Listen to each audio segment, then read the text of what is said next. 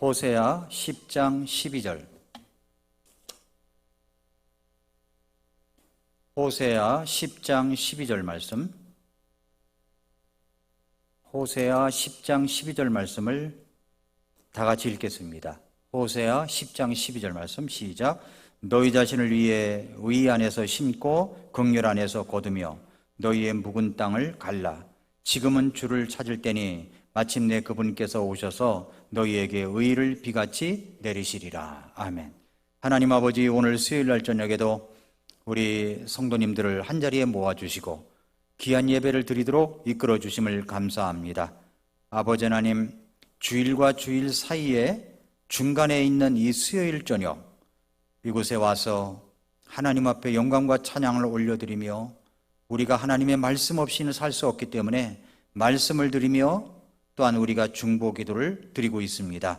아버지 하나님, 이 수요일 저녁을 축복하셔서 더 복된 예배로 많은 사람들이 참석하는 가운데 예배를 드리도록 이끌어 주시옵소서.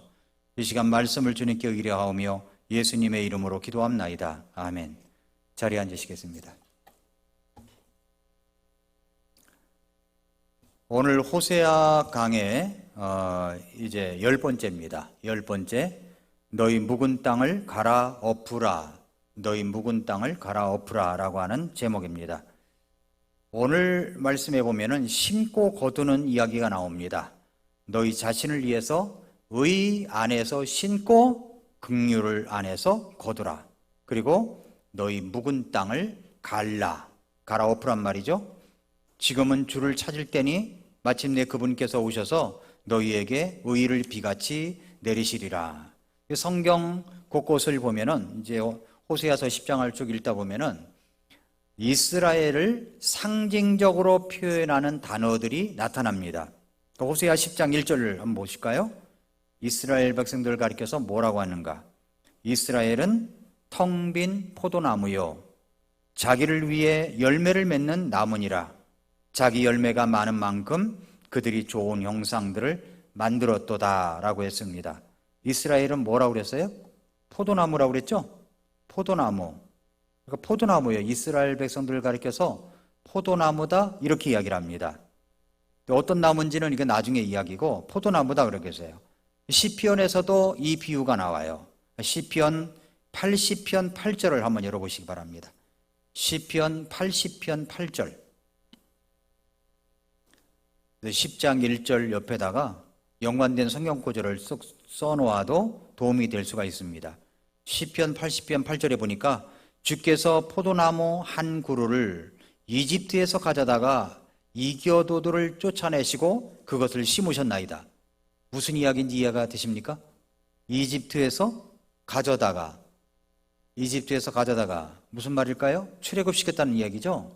출애굽을 시켜가지고 이 가나안 족속들을 다 쫓아내시고 그곳에 심으셨다 했는데 뭘 비유를 들었어요? 포도나무 한 그루라고 이야기를 합니다.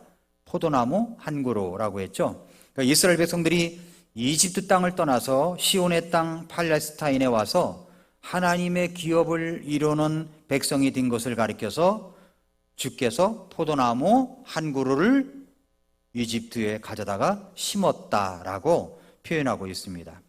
시편 80편 14, 15절을 보십시오. 14, 15절을 보니까 오 군대들의 하나님이여, 우리가 주께 간청하오니 돌아오소서. 하늘에서 내려다보시고 살피사 이 포도나무를 찾아오소서. 그것은 주의 오른손이 심으신 포도원이요, 주께서 주를 위해 강하게 하신 가지니이다. 여기도 포도나무를 이야기하고 있죠. 이스라엘 백성들을 이야기하는 겁니다. 그러니까 하나님의 오른손으로 심으신 줄기, 이 포도나무가 아름다운 열매를 맺을 수 있도록 역사해 달라는 간구입니다. 그런데 포도나무가 병들어서 잘못될 때가 있어요. 그리하여 엉뚱한 포도 열매를 맺습니다. 이것은 하나님의 기대를 벗어난 이스라엘 백성들의 모습을 또한 나타내는 겁니다. 예를 들어서 이사야 5장을 열어보세요. 이사야 5장. 이사야 5장 1, 2절. 이사야 5장 1, 2절. 이사야 5장 1, 2절을 보니까 이제 나는 내가 지극히 사랑하는 자에게 노래를 부르되 그의 포도원에 관해 내가 사랑하는 자에 대한 노래를 부르리라.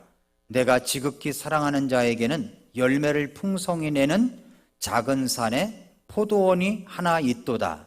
그가 그것에 울타리를 두르고 그것에 돌들을 주워내며 최상품의 포도나무를 거기에 심고 그것의 한가운데 망대를 세우며 또한 그 안에 포도즙 틀을 만든 뒤에 포도원이 포도 내기를 바랐는데 그것이 들포도를 내었도다.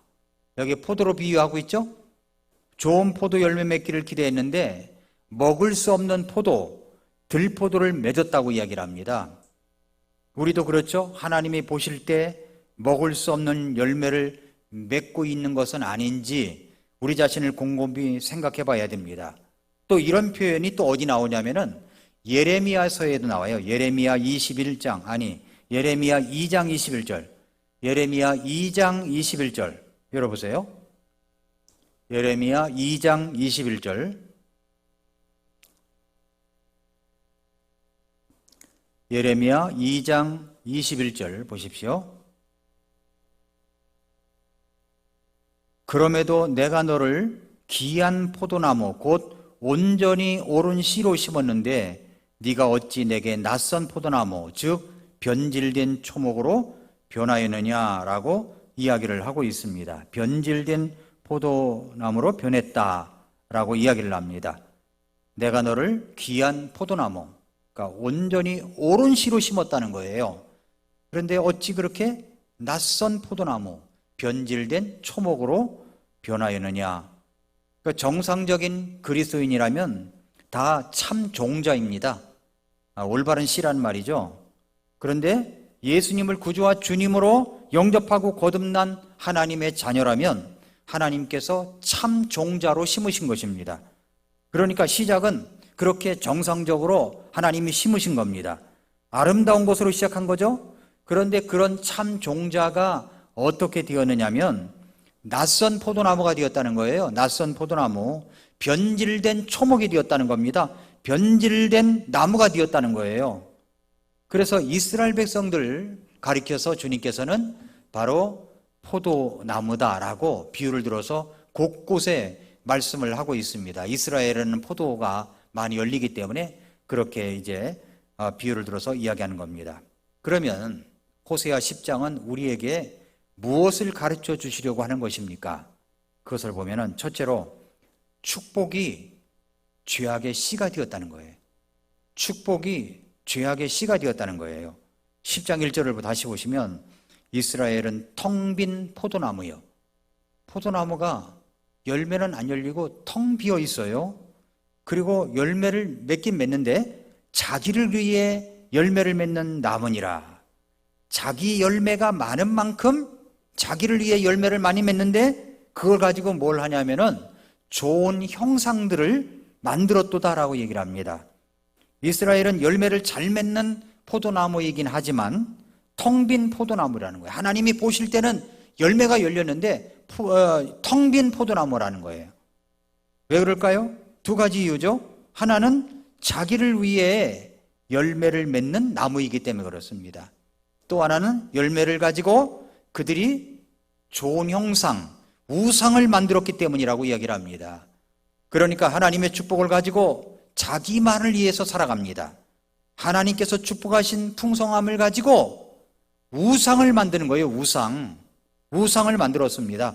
그래서 하나님께서는 이에 대한 경고를 주시고 있습니다. 사람들이 죄를 짓는 경우가 여러 가지인데 하나님께서 주신 축복을 가지고 그 풍성함을 가지고 잘 되고 잘 나가는 것을 가지고 하나님 앞에 죄를 짓고 있다는 겁니다. 죄를 짓고 있어요. 그러면 구체적으로 어떤 죄를 지었습니까? 어떤 죄를 졌어요? 세 가지 죄가 나옵니다. 첫째는 뭐냐면 이제 우상숭배의 죄를 지었다는 거예요. 우상숭배의 죄. 우상숭배의 배후에는 뭐가 있냐면요, 자기만을 위하는 이기주의가 있어요. 그러니까 우상숭배하는 것은 다 이기주의가 있습니다. 하나님께서 주시지 않은 것에도 기웃거려보는 심리가 있습니다. 그러니까 하나님이 주신 것이 아닌 것들에 대한 관심과 집중을 하다 보면 그것이 우상이 될 수가 있습니다.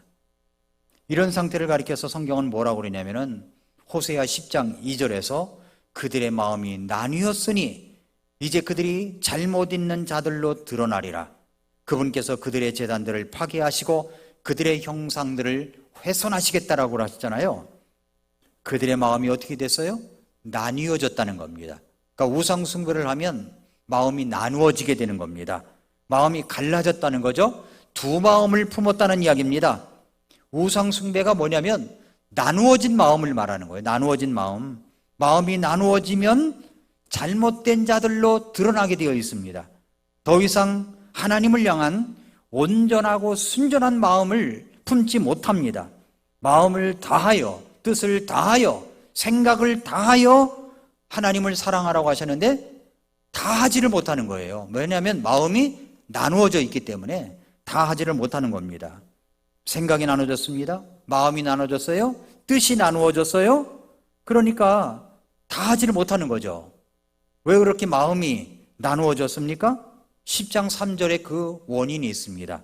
10장 3절에 보니까 이제 그들이 이르기를 우리가 주를 두려워하지 아니하였으므로 우리에게 왕이 없도다. 그런즉 왕이 우리에게 무엇을 하리요? 하리라. 정말 제일 무서운 것이 뭐냐면 하나님을 두려워하는 마음이 사라진 것이 가장 무서운 겁니다. 하나님을 두려워하는 마음이 사라진 것, 하나님께서 나를 보고 계시다는 것이 사라진 것. 그래서 성경은 뭐라고 가르치냐면은 잠언 1장 7절에 보면은 주를 두려워하는 것이 지식의 시작이나 어리석은 자들은 지혜와 훈계를 멸시한다고 그랬습니다. 그러니까 지식의 시작이 뭐냐면 주님을 두려워하는 것이 지식의 시작이에요. 기본입니다. 기본. 시편 25편 12절에 보니까 주를 두려워하는 자가 누구냐? 그분께서 친히 택하신 길로 그를 가르치시리로다 그랬어요. 주님을 두려워하는 것을 배우게 된다면 주님께서 친히 택하실 길로 가르쳐 주겠다고 약속을 해주셨습니다. 또 시편 31편 19절을 한번 열어보세요. 시편 31편 19절. 오 주를 두려워하는 자들을 위해 주께서 쌓아두신 주의 선하심, 곧 사람들의 아들들 앞에서 주를 신뢰하는 자들을 위해 주께서 이루신 그 선하심이 어찌 그리 크신지요. 주님께서 쌓아두신 선하심, 주님께서 신뢰하는 자들을 위해서 이루신 그 선하심이 왜 이렇게 큰지 모르겠다는 거예요. 어떤 사람에게 그것이 임하죠? 주님을 두려워하는 자들, 주님을 두려워할 줄 아는 사람들, 이런 사람들에게 하나님께서는 선하심의 축복을 내려주시겠다 약속을 하신 것입니다.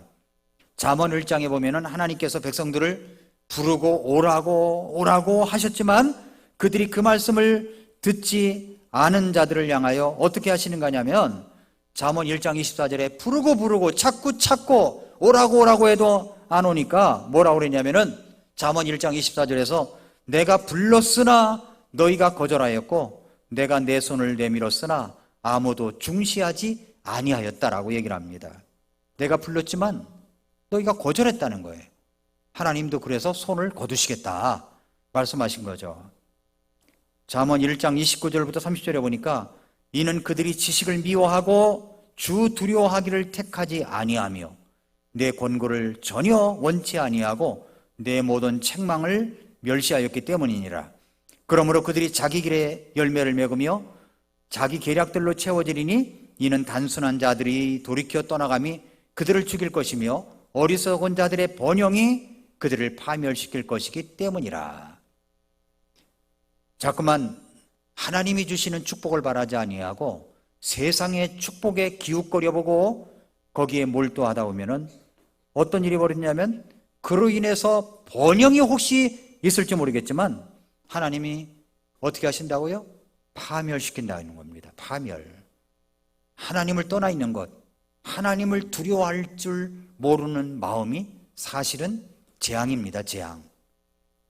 그래서 잠언 1장 33절에 뭐라고 그러냐면은 그러나 누구든지 내 말에 귀를 기울이는 자는 안전히 거하며 재난의 두려움에서 벗어나 평온하리라 하느니라 라고 이야기를 합니다. 주님의 말씀에 귀를 기울이는 자는 안전히 거합니다. 거기가 피난처예요.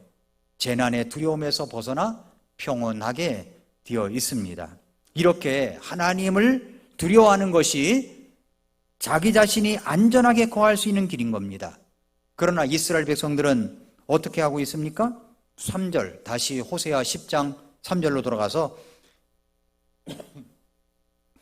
이제 그들이 이르기를 우리가 주를 두려워하지 아니하였으므로 우리에게 왕이 없도다. 왕이 없는 거예요. 그런즉 왕이 우리에게 무엇을 하리요? 왕이 눈에 보이지 않는 거예요. 자기 자신이 옳은 대로 행하는 겁니다. 우리가 주를 두려워하지 않는 것, 주님을 두려워하지 않는 것이 사실은 그것이 우상숭배로 가는 길입니다. 그것이 가장 무서운 거예요. 여러분, 사사시대가 되기 직전에 이스라엘 백성들 아무나 붙들고 이런 질문을 했다고 합시다. 당신들은 왜 그렇게 왕이 없는 민족입니까? 이런 말을 했다고 해보세요. 여러분이 창세기, 출애굽기, 레위기, 민수기, 신명기 계속 읽잖아요. 여호수아, 그 다음에 사사기잖아요. 사사시대가 되기 직전에 여호수아서까지 읽으면서 이스라엘 백성들에게는 왕이 없었어요. 지도자는 있었어도 왕이 없었는데 당신은 다른 나라처럼 왕이 없군요. 왕이 없는 민족이군요. 그럴 때 이스라엘 백성들의 대답이 어떤 대답이 나올 것 같습니까? 그들은 펄쩍 뛰면서 이렇게 말할 것입니다. 우리는 왕이 있습니다. 우리의 왕은 여호와 하나님이십니다. 이렇게 말하지 않을까요? 그렇죠? 여호수아 24장까지 읽고 나면은 그 생각이 들 겁니다. 그런데 이스라엘의 사사시대의 특징이 뭐냐면 왕이 없으므로 자기 생각에 옳은 대로 행한 모습들입니다. 왕이 없는 거예요. 하나님이 왕이시다, 이게 없어져 버린 거예요. 하나님을 두려워함이 없어져 버린 겁니다. 그래서 왕이 없기 때문에 자기 생각에 옳은 대로 행어버리는 겁니다. 하나님은 더 이상 그들에게 하나님으로 인정되지 않았습니다. 잠언 3장 5절 6절에 보니까 네 마음을 다하여 주를 신뢰하고 너 자신의 명철을 의지하지 말라. 네 모든 길에서 그분을 인정하라. 그러면 그분께서 네 행로도를 지도하시리라 말씀했습니다. 하나님을 하나님으로 인정한다는 것을 마음을 다하여 주님을 신뢰하고 내 자신의 명철, 내 자신의 똑똑함, 이 지혜를 의지하지 않는 겁니다. 그래서 모든 길을 행할 때마다 주님을 하나님으로 인정하는 거죠. 그렇게 하면 하나님께서 우리의 행로를 지도해 주신다고 약속해 주셨습니다. 그러나 이스라엘 백성들은 하나님을 하나님으로 인정하지 않았습니다. 그들은 하나님을 두려워하지 아니했습니다. 그들에게는 왕이 없었습니다. 그렇기 때문에 자기들의 마음을 우상으로 향하게 한 것입니다. 하나님을 두려워하면 하나님이 아닌 것에 마음을 우리가 돌리지 않습니다. 그런데 이스라엘 백성들은 그 마음을 하나님이 아닌 것을 의지하고 신뢰하고 믿고 있었던 것이죠. 이게 바로 우상숭배라는 겁니다. 그래서 이스라엘 백성들은 어떤 죄를 졌어요? 우상숭배의 죄를 졌다는 겁니다. 축복이 죄악의 씨앗이 되어버렸어요. 축복이 죄악의 씨가 돼서 먼저 죄를 진 것이 우상숭배의 죄를 졌다는 겁니다. 그 다음에 이제 또 하나의 죄를 졌어요. 그게 뭐냐면 호세아 10장에서 이야기하는 것이 거짓된 맹세를 하는 죄를 졌다는 겁니다. 10장 4절에 보니까 그들이 언약을 맺을 때 거짓으로 맹세하며 말들을 하였으니 이렇게 심판이 밭고랑에 독초같이 일어나는도다. 언약을 맺을 때 거짓말로 맹세를 한다고 했습니다. 이것은 법정에서의 거짓 맹세를 말하는 겁니다. 한 나라의 법정이 신임받지 못한다면 그 사회의 공의는 이미 다 허물어졌다고 봐도 좋을 것입니다. 사람들이 재판장에 나와서 거짓 증언하지 않겠다는 선서까지 하면서 거짓 증언을 합니다. 그러면 위증죄가 되는 거죠. 위증죄는 처벌이 무섭습니다. 그런데 변호사도 재판장도 모두 한 통속이 되어서 공의의 심판이 아니라 재판이 아니라 미리 짜놓은 각본대로 재판 선고를 합니다. 이런 일들이 바로 호세아가 지적한 이스라엘 백성들의 모습이라는 겁니다. 진실이 통하지 않는 사회가 되어버린 거예요. 범죄를 저지르고도 모두 한 통속이 뛰어 그런 자들을 심판할 수 있는 길을 막아버린 사회는 망할 사회가 되는 겁니다. 망할 사회가. 사람들이 왜 그렇게 합니까? 자기들에게 돌아올 이익 때문에 그러는 겁니다. 자기들에게 돌아올 이익 때문에, 돈 때문이죠. 물질주의가 있기 때문입니다. 그래서 모든 것을 다 이제 대장동, 성남시의 대장동 사건도 그렇잖아요. 대장동 사건이 뭐길래 엉뚱한 사람들이 2명이나 자살을 합니까? 2명이나 죽습니까? 그건 뭔가 있는 거죠. 그런데 그 이익 때문에 그런 거예요. 물질적인 이익 때문에. 그것이 올바로, 그게 무슨 일 때문에 그랬느냐? 잘못한 사람은 누구냐? 이것이 드러나야 되는데 그걸 덮어버리려고 한다면 이 공의는 완전히 썩어버리게 된다는 겁니다. 우리나라도 보면은 빗나간 재판 광경이 종종 나타날 때가 있죠. 재판관의 성향에 따라서 죄를 죄로 인정하지 않고 무죄로 방면한다든가, 권력의 하수인이 되어서 움직이는 재판관이나 검찰이나 변호사가 되어버리면 나라는 망하는 겁니다. 망할 짓을 하는 거죠. 성경은 이렇게 말씀합니다. 4절에 그들이 언약을 맺을 때 거짓으로 맹세하며 말들을 하였으니 이렇게 심판이 밭고랑의 독초같이 일어납니다.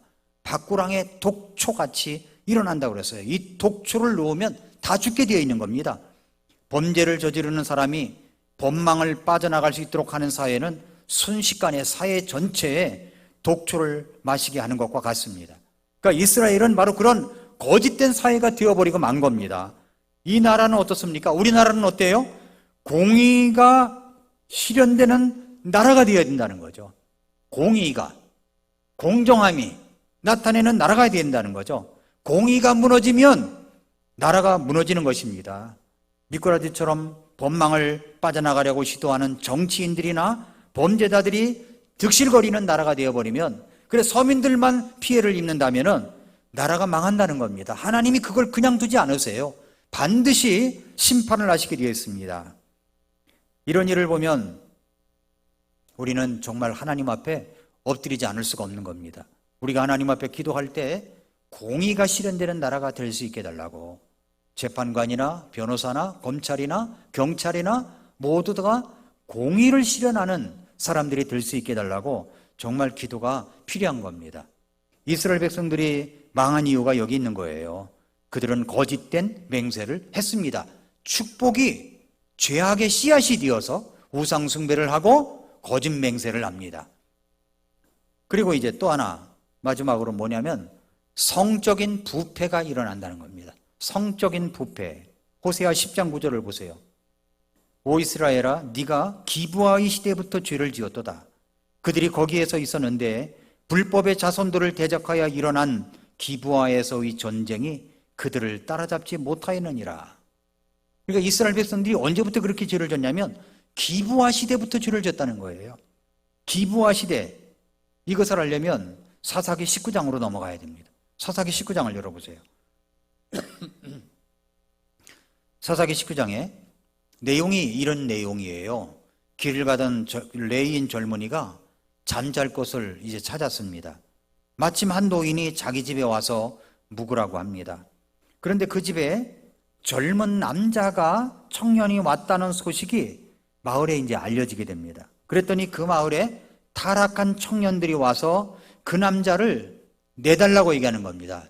젊은 남자를 내보내라, 내달라. 그 찾아온 사람들이 누구냐면 그 마을의 다름 아닌 게이였습니다. 노인의 만류에도 듣지 않았습니다. 노인은 그 젊은 청년을 보호하기 위해서 이런 제안을 합니다. 내 딸이 있는데 차라리 내 딸을 주겠다고 말입니다. 그런데 그 딸을 어떻게 했습니까? 이 사람들이 겁탈을 한 뒤에 죽였습니다. 이 사건을 본 젊은 청년 레인이 분노가 치밀어 올랐어요. 여인의 시체를 12토막을 내어가지고 12지파에 보내어 버렸습니다. 하나씩 보냈어요. 이 사건은 무엇을 말하냐면 그때의 사회상을 보여주는 거예요. 그때의 사회상. 두 가지의 사회적 범죄를 말할 수 있습니다. 하나는 뭐냐면 성적 타락이고 또 하나는 무분별한 폭력입니다. 폭행, 성적 폭행입니다. 사람들은 쾌락에 탐닉하게 되면 이 두 가지 죄에 이르게 됩니다. 무분별한 성적 타락 그리고 폭력입니다. 다시 말해서 도착된 성적인 죄와 폭력을 일삼는 죄악입니다. 그러니까 이스라엘 백성들은 기브아 시대부터 그런 범죄가 있었고 이제는 만연하게 되었다는 거예요. 만연하게 되었다는 겁니다. 그래서 10절에는 이렇게 말씀합니다. 내가 원하는 바는 그들을 징계하는 것이라. 그들이 자기들의 두 밖구랑에서 자기들을 묶을 때 백성이 그들을 대적하려고 모이리라. 두 가지 범죄를 저질렀다고 말합니다. 두 밖구랑이라고 그랬죠? 두 밖구랑이라고 하는 것은 해석하는 해석법이 여러 가지가 있어요. 그것은 뭐냐면 두 밖구랑이 뭐냐 그랬더니 그것은 알면서도 죄를 짓는 것이고 또 하나는 알지 못하고 죄를 짓는 것이다 라고 해석하는 사람이고 있고 또 이것을 다르게 해석하는 사람도 있어요. 두 밖구랑이라고 하는 것은 과거의 죄와 현재의 죄다 이렇게 말하는 사람이 있습니다. 그러나 더 많은 학자들이 문맥상 볼 때 어떤 죄냐면 성적인 범죄와 바로 살인죄, 폭력죄라는 겁니다. 문맥으로 볼 때 이것이 가장 크게 지지를 받고 있는 해석이에요. 성적인 범죄와 살인죄를 저지릅니다. 이 범죄의 뿌리가 어디서부터 왔어요? 기브아 시대까지 올라가는 거예요. 그러니까 하나님은 그것을 잊지 아니하시고 꼭 지적하십니다. 사사시대죠. 이스라엘이 왕이신 하나님을 왕으로 인정하지 않고 하나님을 두려워하는 것이 사라져버리니까 죄악이 가득해버린 사회가 되어버리고 말았습니다. 하나님께서 인정하시는 가치관을 상실해버린 이 쾌락을 쫓는 사람이 되어버렸습니다. 그렇게 쾌락을 따라가다 보면 빠지는 죄악이 바로 도착된 성적 쾌락과 폭력, 살인이라는 겁니다. 이러한 잘못된 죄악에서 어떻게 벗어날 수가 있을까요? 어떻게 벗어날 수 있을까요? 오늘 보면 호세아 10장 12절부터 13절을 희망의 말씀으로 우리에게 던져주시고 있습니다. 너희 자신을 위해 의 안에서 심고 긍휼 안에서 거두며 너희의 묵은 땅을 갈라. 지금은 주를 찾을 때니 마침내 그분께서 오셔서 너희에게 의를 비같이 내리시리라. 너희가 사악함을 경적하여 불법을 거두고 거짓의 열매를 먹었으니 이는 네가 네 길을 신뢰하며 네 용사들이 많음을 신뢰하였기 때문이라 라고 말씀을 했습니다. 호세아서에서 정말 중요한 소망의 말씀이 12절이에요. 12절. 하나님이 심어주신 포도나무가 먹지도 못하는 열매를 맺었습니다. 하나님의 백성들이 하나님이 기대하시는 열매를 맺어야 하는데 그렇지 못하고 성적 쾌락과 폭력이 난무한 사회가 되어버리고 말았습니다. 다시 하나님이 기대하시는 아름다운 열매를 맺으려면 어떻게 해야 됩니까? 묵은 땅을 갈아엎으라는 거예요. 잘못된 묵은 땅을 갈아엎어야 됩니다. 묵은 땅을 갈아야 됩니다. 이런 묵은 땅, 밭의 비유, 땅의 비유에 대해서 신약 성경에서 예수님께서 말씀하시는 비유가 있었죠? 그것은 바로 씨 뿌리는 비유죠. 씨 뿌리는 비유. 하나님이 기대하시는 땅은 30배, 60배, 100배의 결실을 맺습니다. 그러나 그렇지 못한 땅은 열매가 없어요. 어떤 땅이길래 그렇습니까? 첫째는 길가밭이기 때문에 그런 거예요. 길가밭, 사람들이 하도 지나다녀가지고 뺀질뺀질해서 씨를 뿌려도 그게 속으로 스며들 수가 없어요. 길가밭이기 때문에 그렇죠. 또 하나는 돌짝밭이기 때문에 그렇습니다. 또 하나는 가시밭이기 때문에 그렇습니다. 이 묵은 땅은 어떤 밭과 같으냐면 가시밭과 일치가 되는 거예요. 가시밭에 비유해서 열매를 맺지 못하는 이유를 이렇게 이야기하죠. 마가복음 4장 18절에 보니까 가시나무들 사이에 뿌려진 것들은 이들이니 그들은 말씀을 듣되 이 세상 염려와 재물의 속임수와 다른 것들에 대한 정욕이 들어와 말씀을 숨막히게 하여 열매 맺지 못하게 되는 자들이니라 이렇게 말씀했습니다. 이 가시밭은 욕심 때문에 생긴 열매 맺지 못하게 하는 땅이 되어버리고 말았어요. 어떻게 이 땅을 열매 맺게 하는 땅으로 만들 수가 있습니까? 호세아 10장 12절 말씀처럼 갈아엎어야 되는 겁니다. 묵은 땅을 갈아엎어야 되는 거예요. 너희 자신을 위해서, 너희 자신을 위해 의 안에서 심고 긍휼 안에서 거두며 묵은 땅을 갈아엎으라 그랬죠. 지금은 주님을 찾을 때라는 겁니다.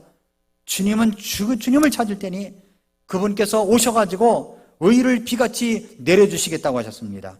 묵은 땅을 갈아엎어야 됩니다. 우리의 묵은 마음, 이 세상적으로 이 답답한 마음들, 이 묵은 마음이 뭡니까? 세상의 염려, 재물의 속임수, 그리고 다른 것들에 대한 정욕이 들어온 이 마음밭, 이 가시밭과 같은 이 땅을 갈아엎어야 된다는 겁니다.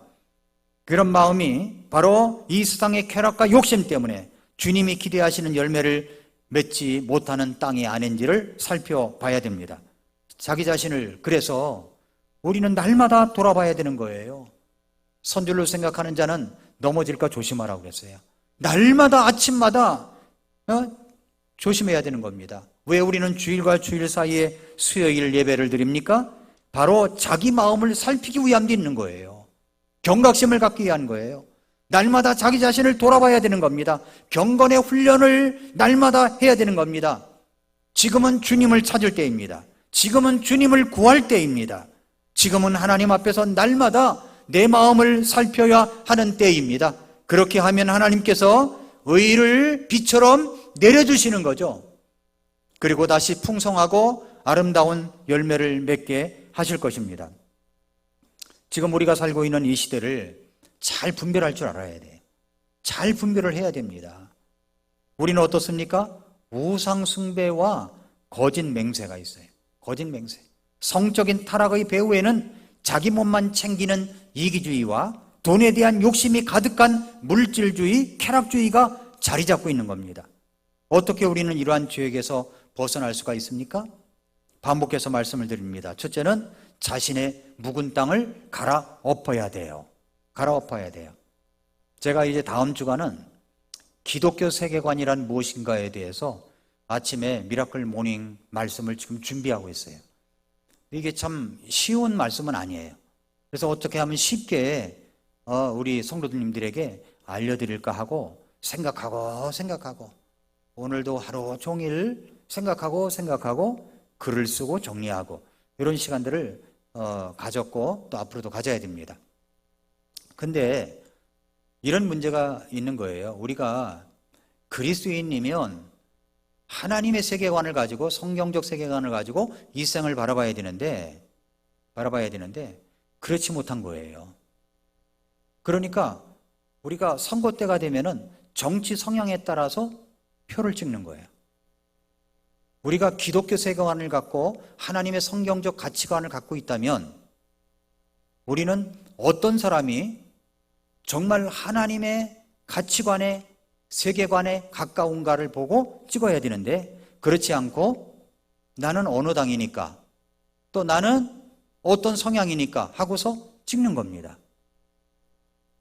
그래서 우리가 왜 성경적 가치관을 세계관을 갖지 못하냐면은 기독교 가치관 세계관을 갖지 못하냐면 우리가 이런 모습인 거예요. 이것은 제가 다음 주에 이제 이야기할 걸 한 토막인데 그게 뭐냐면 우리가 예수님 믿고 구원받았을 때 우리의 세계관이라는 것이 있었어요. 내가 보는 견지, 내가 생각하는 것, 나의 가치관이 있었습니다. 그게 뭐냐면 유교적 가치관이 자리 잡고 있었던 거예요. 유교적 가치관. 여기다가 또 위에다가 얹는 게 뭐냐면 불교적 세계관, 불교적 가치관이 자리 잡고 있는 거예요. 아니 유교적, 불교적 그 밑에 깔린 게 뭐냐면 또 샤머니즘적인 가치관이 또 들어가 있어요. 미신 덩어리들 같은 거 있잖아요. 아침부터 문지방 밟지 말아라. 그 다음에 뭐 마당을 쓸 때는 안으로 쓸어야지 바깥으로 쓸지 마라. 복이 나간다. 여자가 아침부터 남의 집에 가면은 재수가 없다. 그리고 옛날에는 택시도 일찍 안 태웠잖아요. 여자들을. 아침부터 여자들 택시를 안 태웠어요. 지금 세상 좋아진 거예요. 그랬었어요. 이게 뭐냐면 샤머니즘적인 세계관인 거야. 여기다가 유교적 세계관이 올라가 있죠. 그 다음에 불교적 세계관이 올라가 있는 거예요. 그런데 예수님 믿고 구원받았단 말입니다. 그러면 이 묵은 땅을 다 갈아엎어가지고 다 폐화쳐버리고 여기에 성경적 가치관을 딱 자리 잡아야 되는데 그게 아니라 샤머니적 가치관, 유교적 가치관 위에다가 불교적 가치관 위에다가 성경적 가치관을 위에 올려놓으니까 이게 뒤범벅이 돼가지고 어떤 때는 성경적으로 행하는데 어떤 때는 유교적으로 행하고 어떤 때는 샤머니즘적으로 행하고 어떤 때는 불교적 가치관을 갖고 움직이는 모습이 되어버렸다는 거예요. 정말 웃긴 얘기 아닙니까? 이 세상을 보는 성향도 똑같은 겁니다. 저는 이번에 다음 주에 그런 얘기를 하려고 그래요. 교육감 선거를 잘해야 된다. 교육감을 뽑을 때 이 교육감이 좌파적 성향을 가진 사람들, 그러니까 하나님의 가치관이 아니고 성경적 가치관을 대적하고 이 사람들이 바로 그런 하나님을 대적하는 가치관으로 삼고서 교육하려고 하는 사람들이 있지 않습니까? 그러니까 사람들을 평준화시키려고 하는 거예요. 자기 자녀들은 뒤로 빼가지고 미국 유학시키고 다 하더라도 이 세상에 있는 사람들은 다 평준화시켜버리는 거예요. 그러니까 사립학교도 없애려고 하고 그거 없애려고 하는 거 아닙니까? 이게 좌파적 교육감들이에요. 이런 사람들을 뽑아서는 안 된다는 겁니다. 그러니까 우리가 조심해야 돼요. 그런데 또 문제는 뭐냐면 보수적인 사람들이 또 다 자기가 잘난 거야. 그러니까 좌파적 성향을 가진 교육감들은 단일화 해가지고 한 사람이 나오면 보수적 교육감을 가진 사람은 서너 명이 나와버려. 누가 누군지도 몰라. 그러니까 아이 뭐 이 사람 뽑지 뭐 1, 2, 3, 4 해가지고서 한번 누구를 뽑을까요? 이 사람 뽑아야 되겠네. 뭐 이런 식으로 뽑는 거 아닙니까? 그러니까 우리가 참 조심해야 되는 거예요. 그러면 그 영향이 고스란히 우리 자녀들에게 다 가는 겁니다. 아주 어렸을 때부터 성경적 가치관으로 얘들이 자라나야 되는데 이 좌파적 성향을 가진 선생들이나 교육감들이 우리 아이들의 미래를 완전히 망쳐놓는 겁니다. 아무리 교회에서 말씀을 가르친들 소용이 없는 거예요. 그런 가치관이 학교에서 월요일부터 토요일까지 만나면서 다 교육을 시키니까 그렇다는 거죠. 묵은 땅을 갈아엎어야 되는 거예요. 묵은 땅을 갈아엎어야 되는 겁니다. 내 자신이 어떤 땅인지 어떤 밭인지를 알 수 있는 진단 키트는 하나님의 말씀입니다. 말씀을 비추어 보면 내 자신이 어떤 땅인지 알 수 있습니다. 내 마음이 부드러운 땅이 되도록 옥토가 되도록 갈아엎어야 됩니다. 하나님의 말씀으로 갈아엎어야 됩니다. 갈아엎는 것을 매일매일 해야 되는 거예요. 매일매일. 그래서 아침에 일어나면 먼저 무릎을 꿇고 하나님 앞에 기도하고 하나님의 말씀을 듣고 읽고 그러면서 완전히 내 것으로 삼아야 되는 겁니다. 그러면 하나님이 의를 비처럼 내려주시는 것입니다. 또 하나는 그래서 하나님의 말씀과 엎드려 기도하는 일을 계속해야 되는 거죠. 교제가 막힘이 없어야 합니다. 그렇게 할 때 하나님께서 인정하시는 열매 맺는 삶을 살게 될 것입니다. 너희 묵은 땅을 갈아엎으라. 우리 마음밭을 갈아엎어야 됩니다. 기도하겠습니다.